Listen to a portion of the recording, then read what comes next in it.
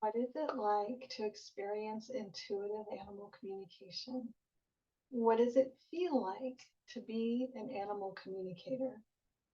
How can you tell if you're having an intuitive exchange with an animal? What does it feel like in your body? That's what I want to talk about in this episode. So I want to give you some information, but I also want to give you a direct experience of how an intuitive animal communication practitioner experiences receiving information intuitively. And so I'm going to walk you through a very brief closed eye exercise, and then we'll talk about your experiences and what they mean. Welcome to Animal Communication with Dr. Cara. This is my YouTube channel and podcast. I'm Dr. Cara Gubbins, professional animal communicator and founder of the Animal Communicator Academy. My mission is to help as many animal lovers as possible become confident animal communicators so they can help their pets or become a professional animal communicator or add animal communication to their current profession. My vision is to have an animal communicator in every home, every veterinarian's office, every animal rescue center, every wildlife rehabilitation center, every shelter, pretty much just everywhere that humans and animals interact. I want there to be intuitive animal communication going on. And ideally, that will happen, next up with somebody who's a dedicated animal communicator. But wow, what if everybody just learned that they could do this and then it was just kind of everywhere and you didn't have to have somebody who had that hat on of being the animal communicator? They didn't have to have that role. That would be so freaking awesome. So if you support this mission and vision, then please like, subscribe, and hit the bell so we can reach even more animal lovers and animal communicators. And special note, if you're listening to this as a podcast in your car, please don't do the closed eye exercise. I'm sure that goes without saying, but safety first. This is going to be a very relaxing closed eye for a few minutes, just like maybe 2 to 4 minutes. So come back to this episode if you're listening in your car or doing something where you need to be seen. Don't close your eyes. All right, let's have the experience, then let's talk about it. Okay, so I want to set this up with having you close your eyes, take a deep breath in, and let it out. And I'm going to walk you through setting a grounding cord. So grounding is so, so valuable for any kind of intuitive work. So with your eyes closed, gently bring your awareness to the bottom, the base of your torso. So right where your first chakra is, and if you don't know where that is, that's okay. It's right in the space between your anus and your genitals. And I'm a former anatomy teacher, so those are my anatomy words. You know where that is. It's called the perineum. So just bring your awareness to your perineum, and from here, imagine a beam of light energy extending down from your body through the chair that you're sitting on, through the floor beneath the chair, through the foundation of the building that you're in, into the earth below, and then down through all the layers of the planet. Keep following that beam of light energy as it goes all the way to the center of the earth.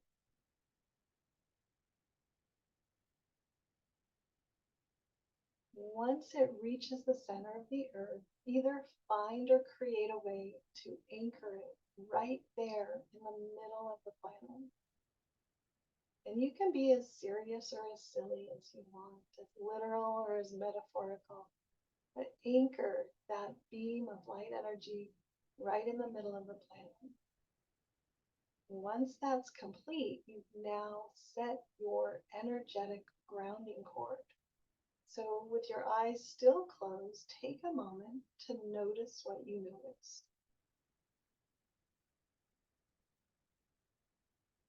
You might want to pay attention to your breathing or your thoughts or any sensation in your body, maybe tension, relaxation, ease, tightness. Notice what you notice.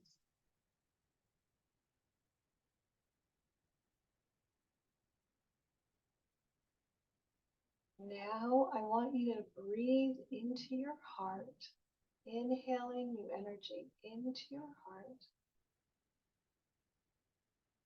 And as you exhale, I want you to simply let go of the past, anything that happened before this moment. Inhale new energy into your heart again.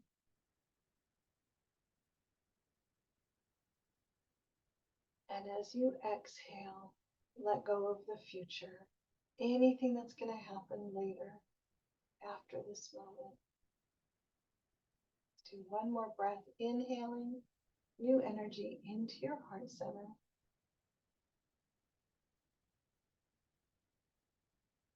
And as you exhale, let go of everything. Just let go and allow your body to breathe itself. Deepen into this moment, relaxing your body, quieting your mind, allowing yourself to just be very present.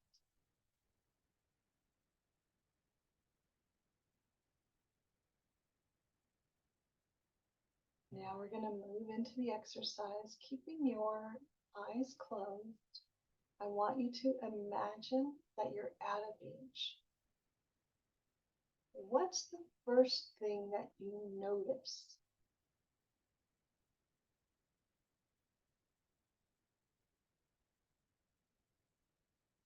What else are you aware of?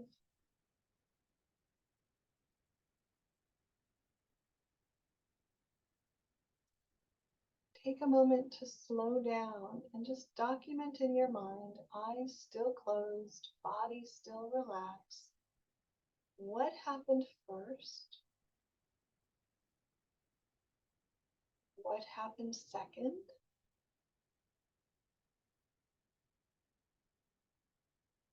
How did the details of the beach get filled in for you?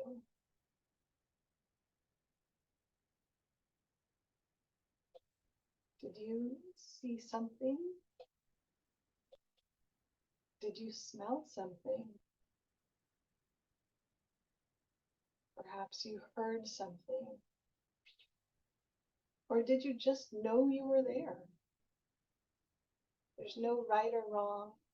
All experiences are okay. When you're ready, open your eyes and come on back to wherever you are. And let's tease this experience apart a little bit more and talk about our senses. So whatever was the first thing that you noticed, that's your dominant sense, and that's your easiest way to get intuitive information, to receive intuitive information. But I want to back us up just a little bit and talk about our inner senses and our outer senses before we start talking about the specifics of our dominant senses. So our outer senses are seeing and hearing, our emotions, our physical senses. And our outer senses gather external information from our environment in kind of the big sense, right? Like in the physical kind of sense.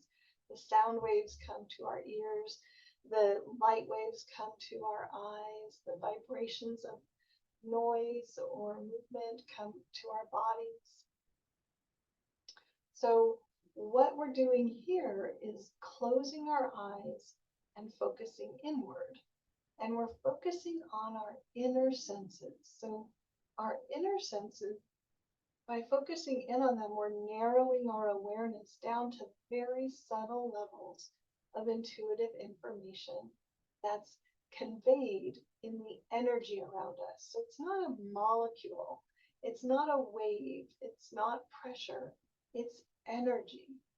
Intuition works through energy. There are 5 main types of animal communicators, each one associated with one of our 5 senses. And I should say that each of our 5 senses has an outer and an inner component. So we have our outer vision, our inner vision. We have our outer hearing, our inner hearing, right? So we're looking at the subtlety of the intuitive or energetic inner senses when we do this exercise and when we are practicing animal communication. So the 5 types of animal communicators are: number 1, the seer, and this is somebody whose vision is their dominant sense. Number 2 is the listener, and this is somebody whose hearing is their dominant sense.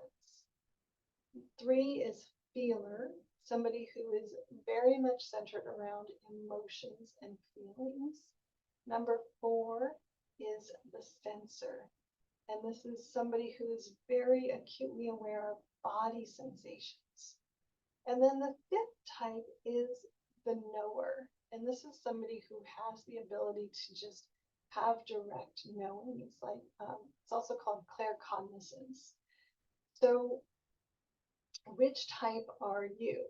Well, if you saw an image or a movie when you imagined being at the beach, then you're a seer. If you heard some sounds like waves or gulls or wind rustling, then you're a listener. If your first response was an emotion like relaxation or anticipation or eagerness, then you're a feeler. If you felt a sensation in your body, such as warmth on your skin from the sun or sand in your toes, then you are a sensor. And if you just knew that you were there at that beach and that it was so, then you are a knower. There are other inner senses as well. Taste and smell, they're not quite as common, but maybe you had a taste or a smell, and so that's your animal communicator type. So whichever was the first sense that was really strong for you is your animal communicator type. And I say that with the caveat that oftentimes the easiest way that we receive intuitive information is often overlooked because we're looking for something else. So I had a student who thought she was a seer, but when she slowed down her process, she discovered that she felt the emotions of an animal first, and then that opened the door to the vision, to the inner vision. She just didn't think that you could feel emotions intuitively and that that would be in any way helpful or useful as an animal communicator. And it wasn't until we slowed her down a little bit that she discovered that she thought she was seeing things, but really that wasn't her dominant sense, that was her secondary sense. Her first sense was feeling the emotion. So all animal communicators can identify their natural strength and build on each of these intuitive senses. And any of these senses may show up during animal communication sessions, either singly or together. So I want to give you just an example from my own experience. I was having a conversation with a wolverine about last week, and I had a variety of experiences, a variety of senses that came up intuitively. So The first sense that I had was actually my body felt um, anticipatory. I felt a sense of eagerness and anticipation. That was the very first thing that I was aware of when we connected intuitively. And then I got some words, and then like I don't know if I saw the words because I'm very visual. So I either saw the words or I heard the words. And then I also at the same time I saw the Wolverine coming towards me in my mind's eye, um, in this eager, anticipatory way. So all of those things can happen all at once, like a whole package. And I want to share this with you because number one, it seems like it's a mystery. What's going on inside an animal communicator? If you're not an animal communicator, then you're like, what is it like? What's going on? But if you are intuitive, whether you're trained or not as an animal communicator, I also want to share this with you because you might be having these experiences and not realize that animal communication can work this way. So as humans, we're very visual, we're very auditory, and we use spoken language. And so we have kind of a cognitive bias towards hearing words. And so a lot of people just don't even think that they could get sensations in their body that would count as communication from an animal. And in intuitive communication with animals, all of our senses work with that. So we can receive messages, we can receive information through any of our senses because it's coming through on the energy that connects us. So it's not the same process as a spoken language. It, it is a full body experience. So if you've been having an experience of like having memories come up or hearing song cues or feeling a sensation in your body or feeling an urge or feeling an emotion when you're around a specific animal or at a specific time with an animal, you might already be having an experience of intuitive animal communication. You just might not know that that's what it is. So it's really easy with our human cognitive bias to think that we have to see something or hear something, but we have all of these intuitive senses. And so we might see an image in our mind's eye. We might have a memory of something. We might hear a song. We might hear words. We might feel a sensation in our bodies. And the challenge of us and the training that goes into becoming a really good, confident animal communicator is learning how to work with all of these senses and learning how to discriminate between what's your own experience and what's an intuitive message or an intuitively relayed experience from an animal via intuitive animal communication. I hope that makes sense. I'm not sure that I made a ton of sense there. I hope I did. Let me know in the comments if that made sense or not. So also I want to invite you to consider, to share in the comments, what is your animal communicator type? What's your dominant inner sense? Does that make sense to you? Let me know. What's your animal communicator type? And does it make sense to you? And is that also your dominant outer sense? So like I said, I'm very visual. I use all of my senses when I do intuitive animal communication, and it can show up as any mixture of any of them or just a single one. It can switch within a session, even with the same animal. But my dominant sense is vision. And so when I'm just out in the world doing things, my vision is my dominant sense. So I look to my inner vision first, and then I fill in with my other senses. That's just my technique. So it does take a little bit of training and practice to quiet the mind, to build the awareness, to have the ability to distinguish between your inner and your outer senses, to quiet your outer senses, to focus on your inner senses. and to become so finely aware of the fine detail, precise level of the subtlety of intuitive communication with animals, and also monitor all of your inner senses all at the same time. It's a lot going on all at once.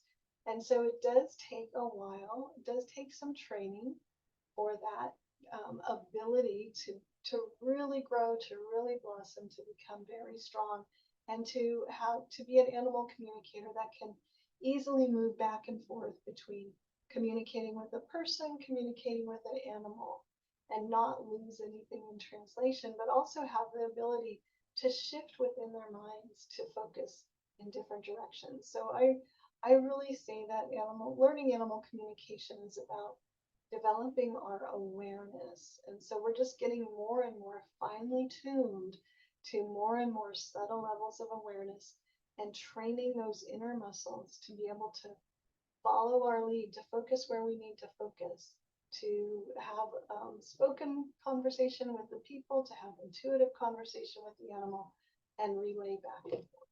So I hope that this helps you understand in general how intuitive animal communication works and what your specific strengths are in this area.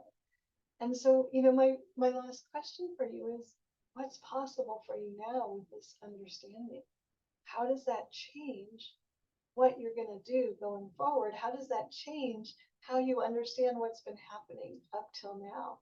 I'd love to get your perspective and your insights. Please leave a note in the comments. And be sure to like and subscribe and share and hit the bell to be notified of new videos. Or if you are listening on the podcast, subscribe there, and there's comments there as well. Is there an animal communication topic that you would like me to address? Please let me know in the comments. I would be happy to do an episode on that. And if you would like me to be your mentor as you train to become a confident animal communicator, join me in the Animal Communicator Academy. You can get more information at caragubbins.com/ACA. Have fun with this new ability and new awareness. Have a great day.